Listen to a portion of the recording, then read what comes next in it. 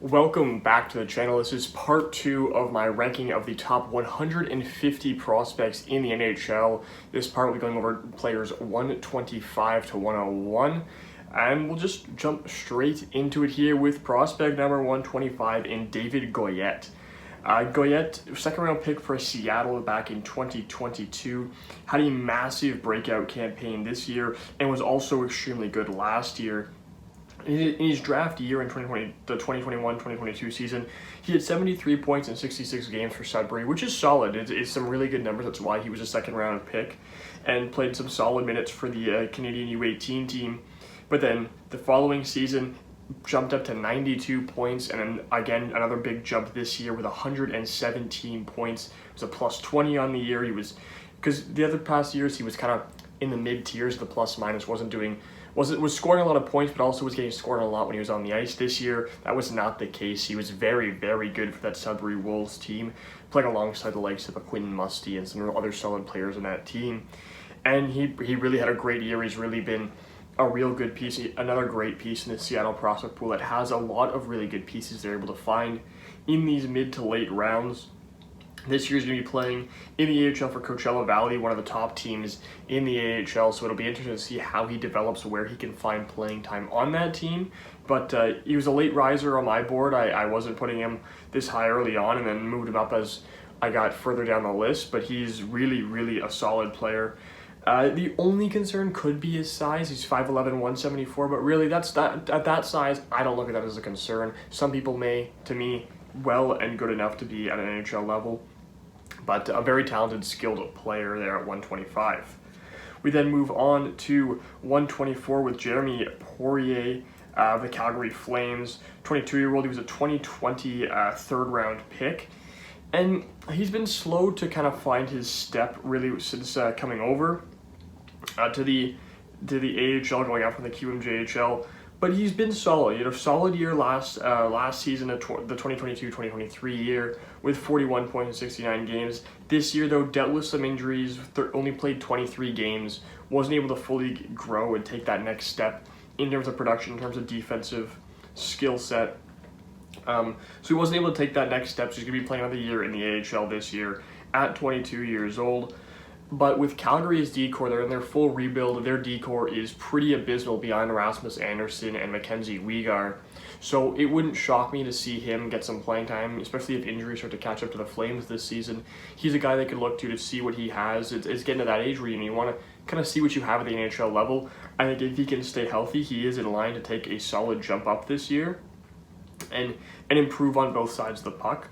We'll see if he could take that step up, but he is a guy I'd look to see if he can maybe make that NHL jump this upcoming season, just because of the way Calgary's decor is right now. There's a lot of room for a player like this to make that jump to the next level.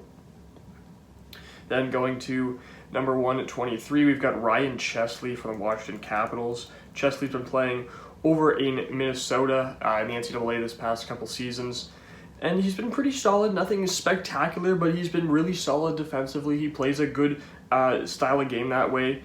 A really, really solid puck mover, really solid in that regards. Hasn't been putting up crazy numbers, but he's played back-to-back years for the junior team for the USA. He was the assistant captain last year, 4 points in 7 games, solid numbers. Was a +9 when he was on the ice with at the juniors, which is really, really solid. Actually playing at a high role. He was given a big role in this team, playing top 4 minutes, playing against some of the top prospects in the game, and was outperforming them when he was on the ice. So it was a really promising thing for him. He hasn't fully decided where he's going next year. It's not official, but odds are he'll be back in Minnesota, playing another year there. If not, he'll head to Hershey and play with another top AHL team in the Hershey Bears. But a real solid player who has proven to be a pretty good value pick for the Capitals, the second-round pick, 37th overall back in 2022.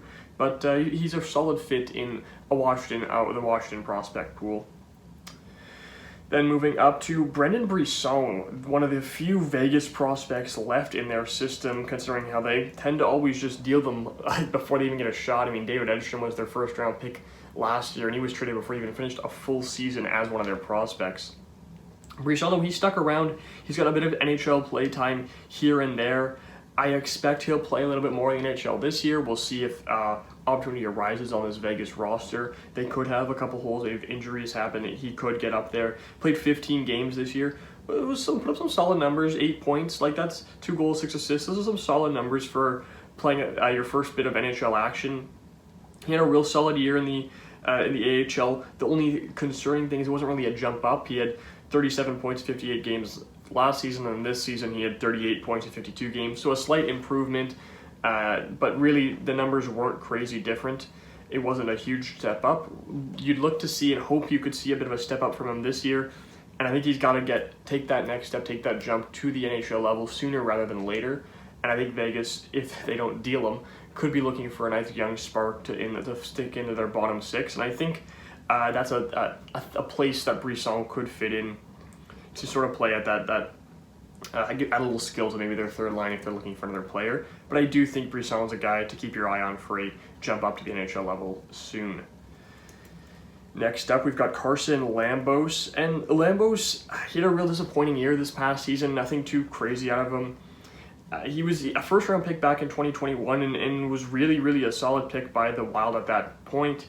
Had a couple solid years playing for the Winnipeg Ice, but really then had a bit of a rough year this year playing for the Iowa Wild in the AHL.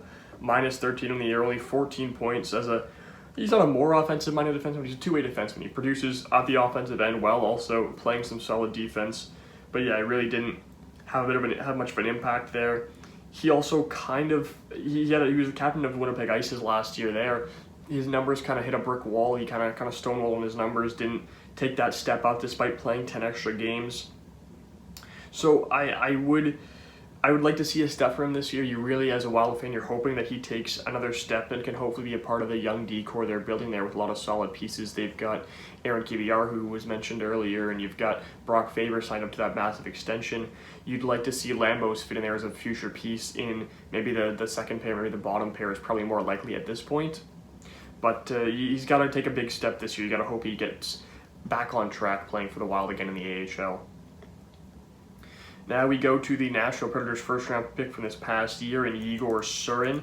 Surin, a solid player, definitely a real talent there, and I think it was a bit of a higher. The pick went a little higher than I would have liked, and I wouldn't have taken Surin this high. I think he was more, to me, a second-round guy, but it's a solid piece to add for Nashville.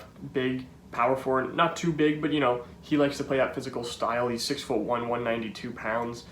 Real strong skater as well. He's going to be playing this year. Likely, he'll start the year in for the top tier, the KHL team that he's a part of, as opposed to the MHL where he's been playing these past couple of seasons. Put up some really good numbers in the MHL this year, the Russian Junior League, 52 points, 42 games. Big step up, big jump up. We'll see if he can take that next step and play some full-time minutes in the KHL this year. That would be big for him to try and get that experience now. Sooner rather than later, but I think he can be a solid prospect and he can continue to develop his power forward game and make a real impact. And again, I think especially with the way he plays, he's more of a spark plug bottom 6 kind of guy. I think there's nothing wrong with that, but I think this could be a solid player to have on your third line to just grind it out and make the opponent tired, out skate them, out work them, out power them. Just really a good grind it out kind of player. Next up, we move on to Vasily Ponomarev of the Pittsburgh Penguins. He was part of the Jake Gensel trade. He wasn't the biggest piece sent over to the Penguins, so kind of fell a little under the radar, but I do think he can be a guy that potentially can make an impact for Pittsburgh in their bottom 6, probably the fourth line playing that two-way game. He likes to play on that fourth line because they don't really have a lot of center depth. I think Ponomarev can make an impact, if he can perform well in camp and make that roster. I think there's potential for him to play a little bit of NHL action this year. He's had a bit of NHL action already. He's bounced around a ton the past few years of his development. I mean, you look around, he started in the NHL all the way back in 2018-19, then went to the QMJHL, had some solid numbers there, played for the Russian junior team, was okay there, then played in 2021-2022, he played 14 KHL games, 21 VHL games, 4 MHL games, and 11 games the AHL, even some international games for Russia. So really bouncing around, he managed to put up solid numbers wherever he went. Did struggle in the KHL that year, but that was besides that, he had really good numbers elsewhere wherever he went. Then played a full season for the Chicago Wolves, 64 games, 46 points. Again, solid production there. Again, plays a solid two-way game. He's not just all scoring. There's more to his game than that. Then had was point per game in 2 games at the NHL level last season. Also bounced around in the AHL quite a bit, but we still put up some solid production. It wasn't quite the step up you'd have liked to seen after his production in 2022, 2023, but with still some solid numbers. And this year, again, I think likely he'll start in the AHL roster, but I do think there's potential for him to move up and make an impact at the NHL level for the Pittsburgh Penguins if opportunity arises, which with the way their roster is built, opportunity could very well arise, and better to get these prospects in now. He's 22, he can make that impact at the NHL level if he continues to take some more steps. Then we go to the first of the Chicago Blackhawks 3 first-round picks from this past draft in Sasha Porier. I really wasn't a fan of the Blackhawks. They had 3 first-round picks. I like Levchinov. I don't think he was the right pick, but he's a great player and it's going to be great there. And then they took Porier and Vanacker. Porier is solid, but again, I think it was a bit of a reach. They're kind of trying to fill a lot of different needs. They have the skill guys in Frank Nazar and Oliver Moore in their prospect pool. Porier does not match that at all. He's more of a power guy, 6'2", 183 pounds. He is a pure power forward. That's what his build is going to be at the center position. And with the fact that they already have a bunch of centers, I think this guy, in his future, in terms of for the Blackhawks, he likely slots in as their future 3C. I think that's what they're hoping for. A good power forward with a good shot, uses his size to his advantage in that area. So that can be beneficial for them. Have that scoring at all 3 levels. I don't think he plays top 6 for them. I think he fits as a third line center very, very well. A third line scoring center who can play physical, can give you what you need on both ends of the ice. So I like the idea with the pick. I like what they were trying to go for. I'm not sure if I would have taken him there. I thought it was a bit of a reach. Still a solid player, still a solid prospect, still can make an impact for the Chicago Blackhawks in the future. We'll see what steps he can take playing his first year in the NCAA this year. Played a couple years at the USHL level, was pretty good for Muskegon, the Lumberjacks. And then he's going to be playing at the University of North Dakota this year. Not a crazy skilled hockey school. They're not going to make a ton of noise really, but he can still put up solid numbers there. And if he can prove if he can prove himself in North Dakota, that could be good for his development, and maybe he looks to transfer if he has a good enough year, or he keeps playing there to continue his development with more minutes, that's sort of the way you go. Sometimes you want to play with more talent to help develop yourself. In Boisvert's case, you're looking for more minutes. Probably going to be playing first line, power play 1, PK 1. He's going to be playing everywhere for North Dakota this season. Moving on to Teddy Stiga, Nashville Predators 2nd round pick. Yeah, I thought Nashville had a good draft. I wasn't a fan of their 1st round pick. I thought Surin was taken a little high, but I like the value you get out of Teddy Stiga here, who I thought was a better prospect than Surin. And they grabbed him in the 2nd round, 55th overall. Solid two-way forward. Going to be playing for BC this year. And it's really, when you're playing at BC, you're playing at BU, you're playing at Michigan, there's a lot of eyes on you. There's a lot of ways to gain traction, to develop yourself, to kind of, and you're also playing a lot of talent, so you're going to continue to improve. You're going to continue to play with these top-tier players.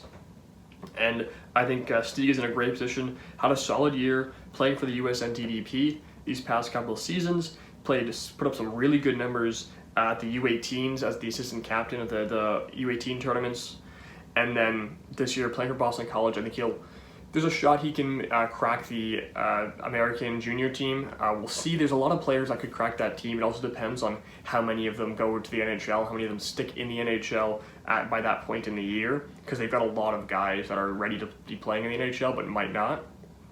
But I do think he can make, it was a good year at BC, he can easily make that roster, and it'll be interesting to see him play again at that best level with prospects his age, like at the U18s, where again, numbers were really good, 11 points in 7 games, plus 15, really, really solid stuff for him at the U18 Worlds. Now, another Nashville prospect in Zachary Li.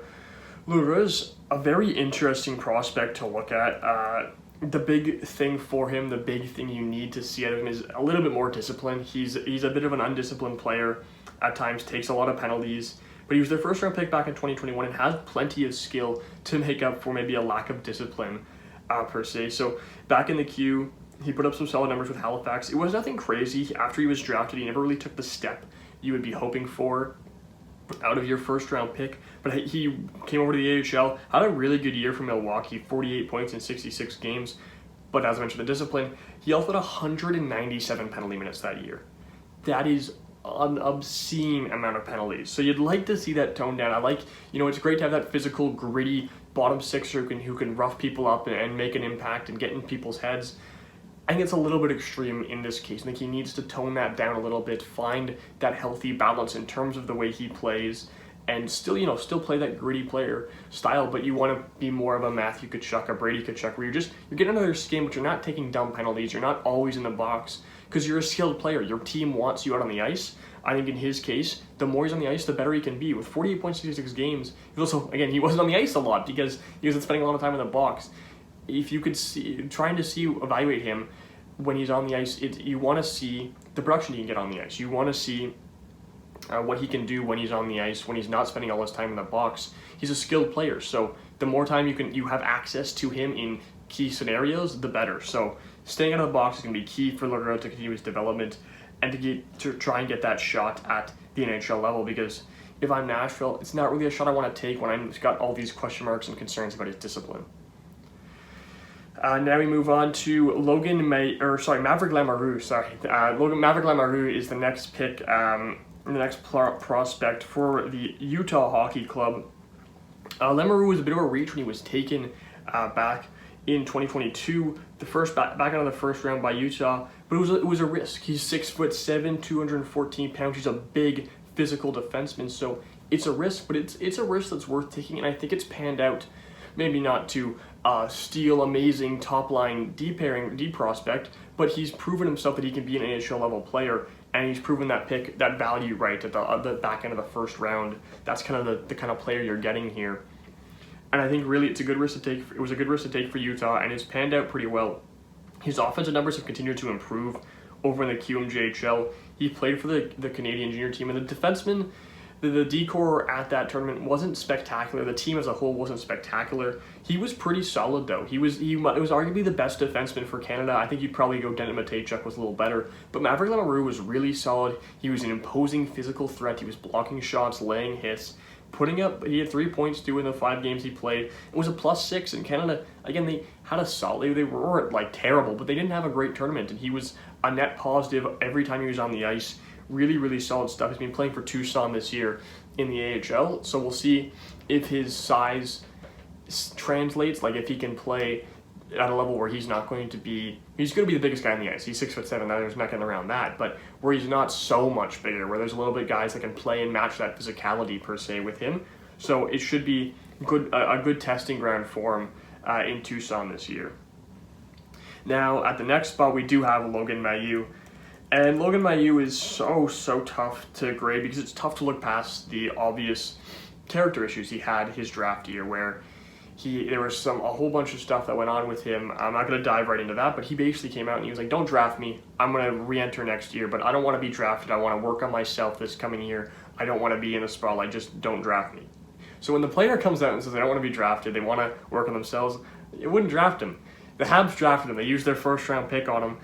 And the talent's there. This kid was a projected top-tier pick in that draft before all these question marks started to arise about his character and all these legal issues he had. There was so much that went on that he slipped all the way out. He didn't want to be drafted. But he got drafted, and he's been solid. He's been a real solid player for him, and he has improved that character-wise. He hasn't had any issues since then. He's been much better on that side of things. But he was real solid for Laval this year with 47 points in 74 games. Played a game in the NHL, got his first NHL assist. So again, he was solid. He's put up some solid stuff. He's developed well. I don't think he's met the expectations he had originally heading into that draft class, where he was a top tier prospect. He's not quite that level of prospect, but he is solid. He's a solid defenseman, and the Habs have tons of solid defense prospects. Their D-core in the next couple of years, team as a whole, but the D-core especially, it's going to be very, very good. I mean, Mike Matheson will be the veteran guy there for the next couple of years. He's still under 30 though, so he can make an impact long term. And you have Lane Hudson, you have Caden Gooley, you have David Reinbacher, you have Justin Barron, lots of different names. Logan Mayu fits in there well. I think he can play solid top 4 minutes for the Habs in the future. He needs a little fine tuning. He's not going to play at the NHL level this year, I don't think. He might get a game here or there based on injuries and whatnot, but I think Lane Hudson will get the full-time NHL role, and I think Logan Mayu will have to earn his spot moving forward here, but there's definitely potential for him to be at the NHL level for the Habs in the next season or two. But yeah, he's developed well. He's proven he's taken the time to improve himself personally off the ice, and he's improved himself on the ice as well. So it wasn't the right decision to take him at the time. The Habs should have let him do what he wanted and let take another year away from the NHL action, but regardless, took him. He's proven to be a solid prospect for him. Another defense prospect here, this time drafted in 2024, we've got Sten Soberg for the Anaheim Ducks, and he is a physical menace. This guy, the Norwegian first-round pick, he is just a monster. This guy loves to just hit. He's a pure defensive guy. He's not going to bring you much on the offensive side, but at 6'2", 205, this guy's going to run you over. He's just an absolute freight train when he's on the ice. He's going to be playing in the SHL this year after playing in the Norwegian League this past couple of years. So the numbers as a defensive defenseman, they're not going to be spectacular. They're nothing crazy, but man, he lays the body. He is just such a physical threat. We saw, especially at the World Championships, that's where his stock rose a ton, is watching him play at this high level against some of these top-tier players, and he was just running them over. He was laying hits left, right, and center. So Sten Soberg is going to be a real physical threat, and it really matches up well for what the Ducks are building in their decor, where they have a lot more finesse right now. You look at Olen Zellweger, you look at Pavel Mintyukov, both playing at the NHL level. They're both offensive guys. Zellweger, especially, is a little smaller, not as physical. You pair him up with a Sten Soberg, that is a perfect match. That is a really good match where Olen Zellweger can play offensive, can not have to worry so much about getting caught, because Soberg will just run the guy over and play some solid defense on the other end. So I do like this pick a lot for Anaheim. They traded up to get him. I don't know if I would have traded up for Sten Soberg, but he fits what their decor is looking to build, and I think it's a real solid fit and a real solid player. Now we head to Dallas Stars prospect Emil Heming. I liked Emil Heming as a late first-round guy. That's where he went to the Dallas Stars, the 29th overall spot, and Dallas drafted him. So that's gonna be promising for something. Jim Nill has got a really good track record of taking guys in this spot and continuing to develop them, because Dallas has been good for quite a while here, and they keep drafting players at the back end of the first round that end up being impact players for them down the road. And I think Emil Heming can be that kind of role. Good shot, good two-way game, plays a solid all-around game. He should be playing for Barrie this year. Will likely also play again for the World Junior team. He played as a 17-year-old on the Finnish World Junior team. Finland's always got a good junior squad. He didn't play a ton of minutes, but that's because he was a 17-year-old. He was an underager. But 2.7 games, he was solid. And he plays all over for Finland. Definitely going to be a big piece of their World Junior team this year as an 18, 19-year-old. And I think he's a solid pick, and I think I'm also betting on the fact that I trust Jim Nill a lot. And a lot of these players I may have had higher or lower before the draft, and you see where they get drafted, you see how NHL GMs are valuing these players. It makes you sort of look at more of their flaws or maybe more of their upside and go, you know what, I can see what this guy sees in him, I can see what this guy doesn't see in him. The NHL GMs have their job for a reason, and I trust Jim Nill. If I was a Stars fan, that man could do no wrong in my eyes. Anything he does, I'd be like, it must be a great move, because Jim Nill's a fantastic GM. Great at finding talent, great at evaluating talent, especially when it comes to the draft. Now we move on to Charlie Ehrlich, Columbus Blue Jackets prospect, second-round pick this year. I think this is a good, solid pickup for the Blue Jackets. They do have a ton of D prospects, but they also have a ton of forward prospects. They need to start pumping these guys up to the NHL level and trying to build up that NHL roster. But you're getting a big physical right shot defenseman to pair with some of your solid, more offensively gifted guys at the next level, but a real solid physical shutdown defenseman. Similar to Sten Soberg, I think he provides a little bit more finesse on the defensive end with good stick work, good skating, good breakouts, that kind of thing, as opposed to Soberg, who's more of a physical, menacing threat. Although Ehrlich is bigger. He's 6'4", so he can lay the body. He does lay the body. It's just not the only piece of his game that is good. I thought Ehrlich was better at the draft time than Soberg. I still think that now. I think Ehrlich is a better prospect because, again, they're both very similar in the defensive-minded, big, physical games, but Ehrlich provides that finesse, that skill that you want for your defenseman. He's not purely going to run you over. He's going to provide a lot more. And he does put up solid numbers on the offensive side, too. Nothing to gawk at, but nothing subpar either. 27.65 games. That's solid. I think there's definitely openings on this Canadian junior team this upcoming year at the defense spot. The right side, however, is a little crammed, but I think Eli can maybe make a run at that, maybe not this year, but next year he can make a run at that junior team, and to add that physicality, to add that defensive side to you. And really, that's the thing, in today's day and age as a defenseman, it's tough to find these defensive-minded guys. Everyone seems to be, there's two-way guys, which are still solid to have, and there's tons of offensive guys. But to find a guy who's really a big, menacing defensive threat, I think that's really a good pickup for the Blue Jackets. They're rare to find, especially a right shot in this today's day and age in the NHL. Now we go to Ryder Rich, another great pick for the Minnesota Wild in this draft. Again, they had a really, really good draft. Richie, and obviously Aaron Kiviar, who we talked about in the last episode.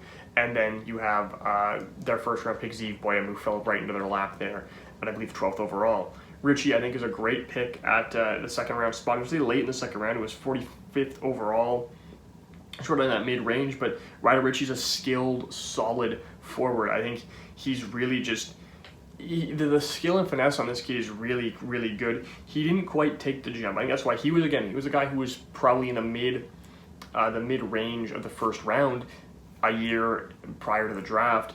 But he took a bit of a, not really a step back, because he just played less games per se, but he didn't take a step up in terms of production. He didn't really shine more than you would, as much as you would expect, but was still solid, and he's definitely a worthwhile pick to take the shot on, and I think he can definitely prove himself to be a first-round level talent as a prospect. He had 44 points in 47 games for Prince Albert. Again, 55 and 61 the year prior, so not a crazy jump up in production, but had a really good U18 tournament, was over point per game there, and I do think there's tons of skill on this kid. I think playing with a little bit more, if he has a little more support on the supporting cast in Prince Albert this year, that might help him put up some better numbers.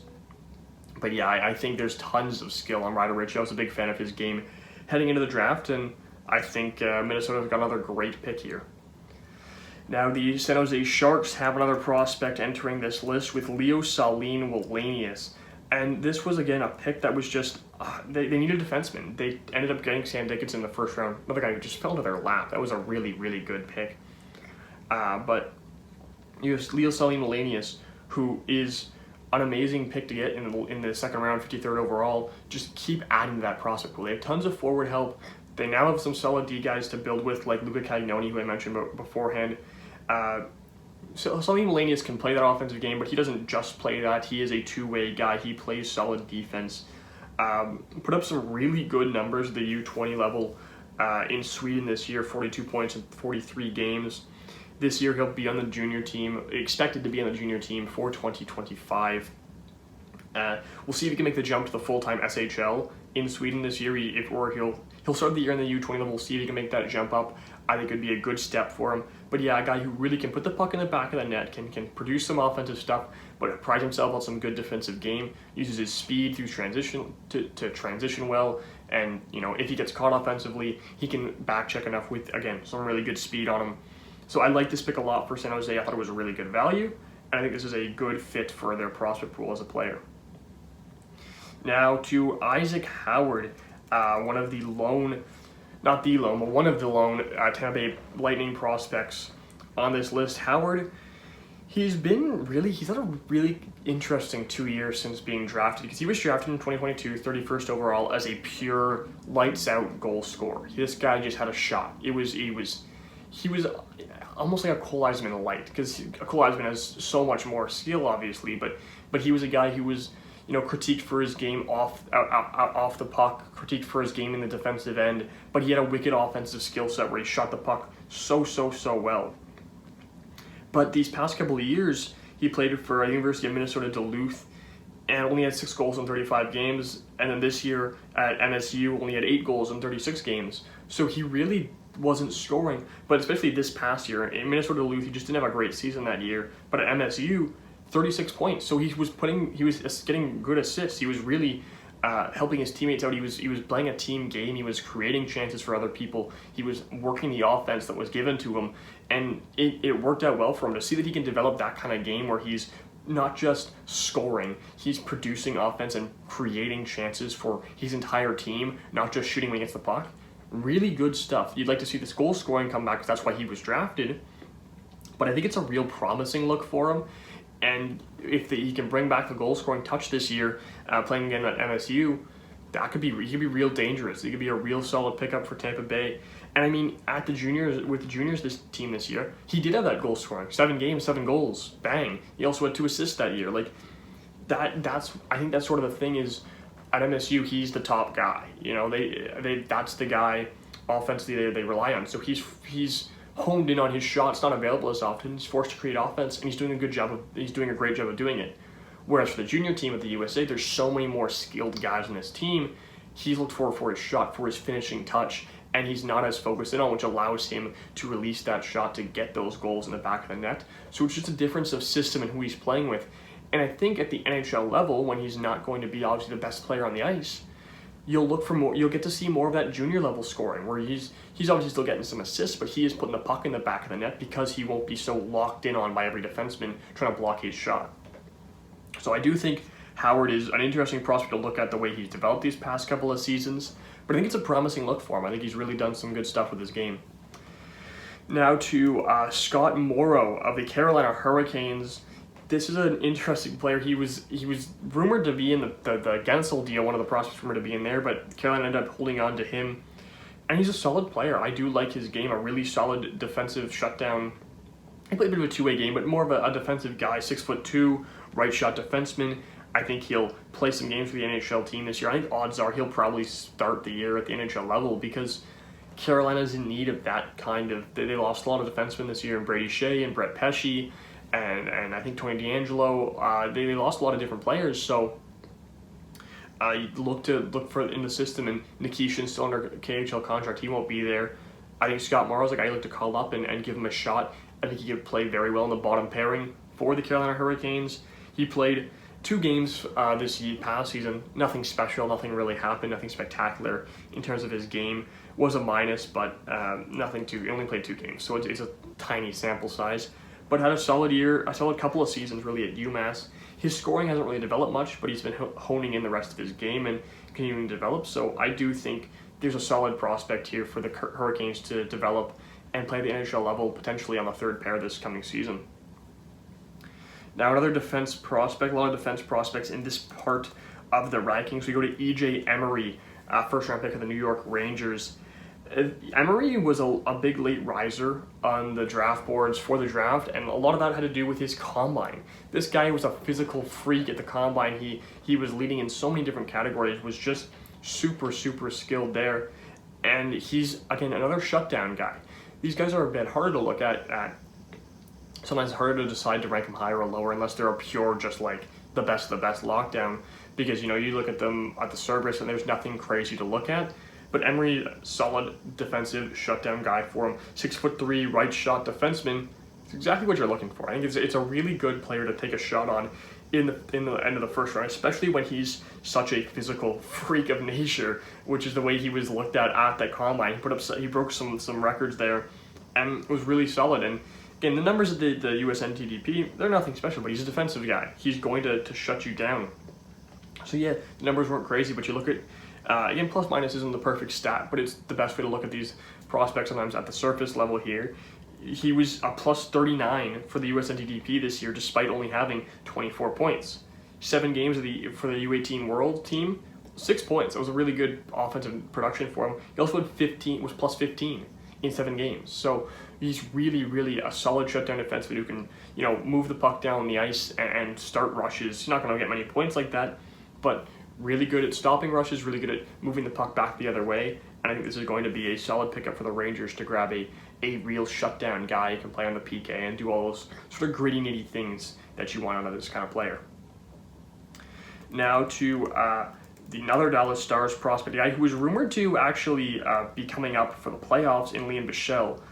He got called up to the NHL roster, didn't actually end up playing in the playoffs, I don't believe, this year. But he's a solid, another physical shutdown kind of guy. He's a big defenseman, 6'6", their 2022 first round pick. 6'6", 234 pounds. That is a massive human being.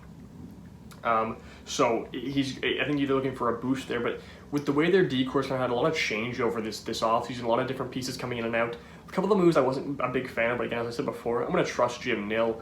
don't want to trust him fully. I'm not a big fan of the Labushkin signing out. That was a little bit of an overpay, not the kind of player you're looking for.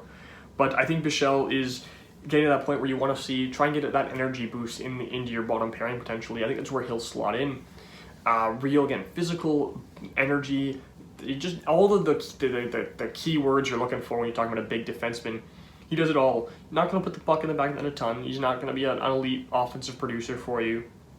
But he can be a real boost for that bottom of your lineup. If you can get him in there, he can lay the body. He can shut down some of those players. He can just play that physical game that you want out of your bottom pairing, your bottom six kind of guys. And I think that could be a real solid piece for the Dallas Stars to add as they continue to push up. And again, they're so good at transitioning those AHL stars, those prospect studs into the NHL level at the perfect time to fill a perfect role. They're not going to call him up unless one, he's ready, and they need a roster spot. They're not just going to force him in there. They need a roster spot. We saw it with a guy like Stankoven and Maverick Bourque. They're both ready, but this team wants to win. They're not going to call those guys up unless they get a roster spot. I think there's room that they could have that spot available during this season for Li and Bichelle to come up.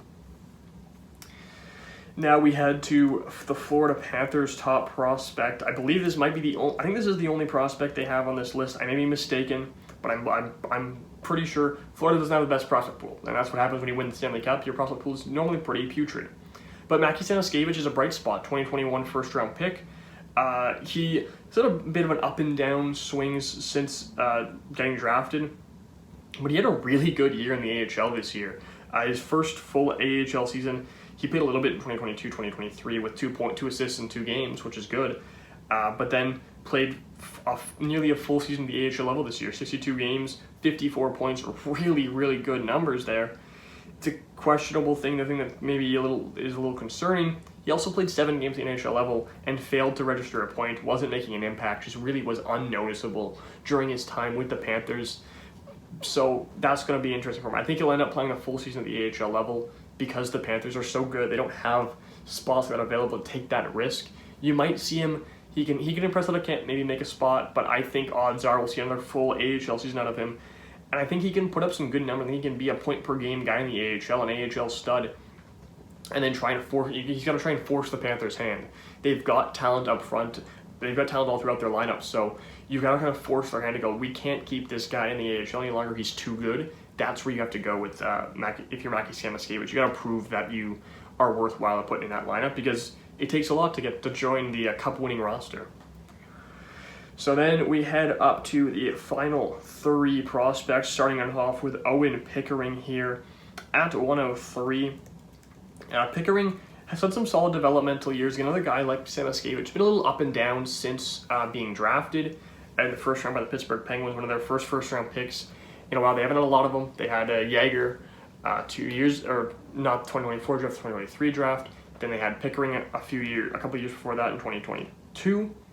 And then there was Sam Poulin back in 2019. Before that, I believe it was Kasperi Kapanen back when he was taken in the first round. So they are trying to build up that prospect pool.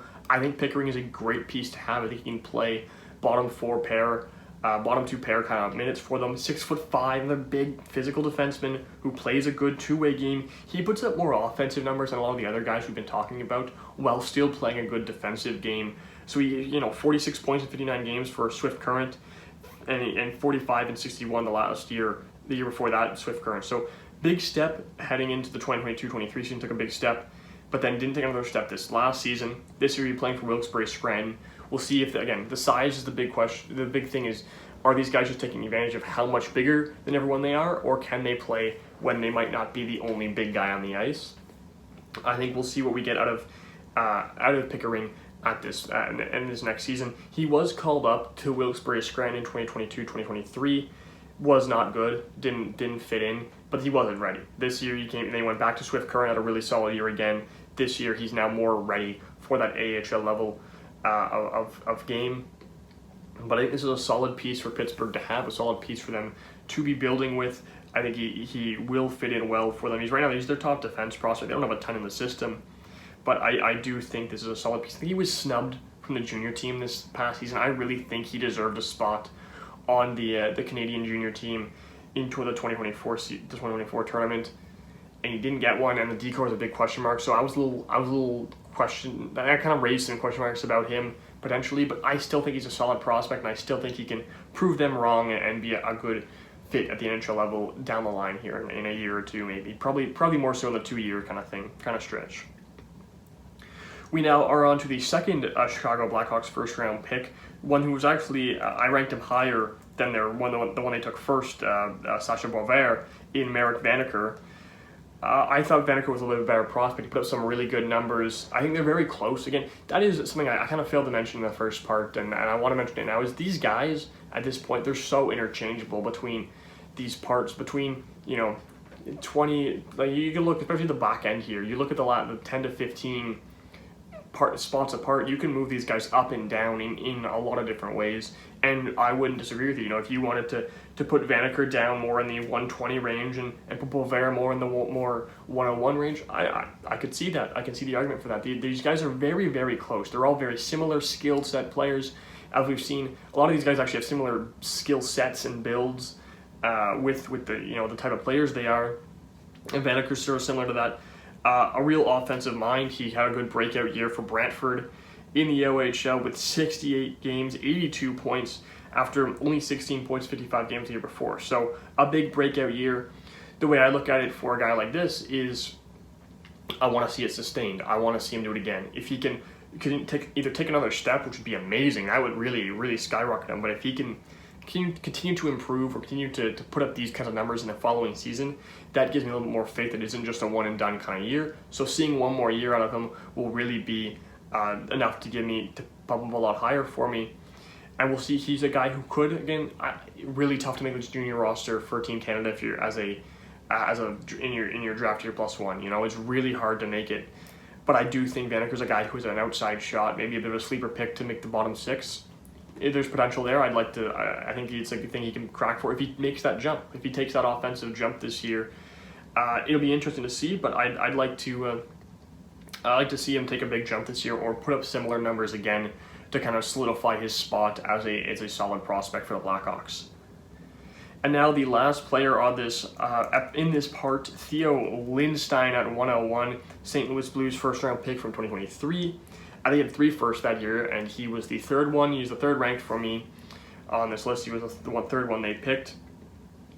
Really, he's just a solid two-way guy. There's nothing spectacular about his game, but there's no real major flaw or question mark he has. He's just a very safe, simple, not gonna make a huge mistake, but he's also not gonna make a play that makes you go, wow, He's a real solid, secure prospect. I hope he plays this year full-time in the SHL. He played for the tier below that in the Hockey Allsvenskan this past year. 15 points in 49 games, so +13. Solid numbers there. So I'd like to see him take that step up to the SHL this coming season and play there, and then St. Louis can see more of what they have. But this is a solid piece for them. They got a solid pool. They've been building with some solid picks these past couple of seasons. I think Lindstein's a good fit. He's been really good for the Swedish junior team as well. He had 8 points in 7 games last year, the juniors. So really, he's an impressive player who's done some good stuff. Again, not a prospect that's going to make you go, wow, but also not a prospect where you're looking at all these question marks and concerns and doubts. So that's why he finds himself at this 101 spot. So I think that'll do it for this part here with the second part of the top 150 prospects in the NHL. Let me know your thoughts down below. If there's anything you'd change, any players you think I missed or put too high, too low. If there's a player you think I missed, there's a chance they could be higher on this list. Maybe is a guy you're higher on or I'm higher on. But I'd like to hear all your thoughts down below. I'd love to see what you guys are thinking. But be sure to like and subscribe and stay tuned for the next episode. Should be coming out in the next couple of days after this one. We'll be going over the 100 to 75 range. So thanks for watching, and I'll see you next time.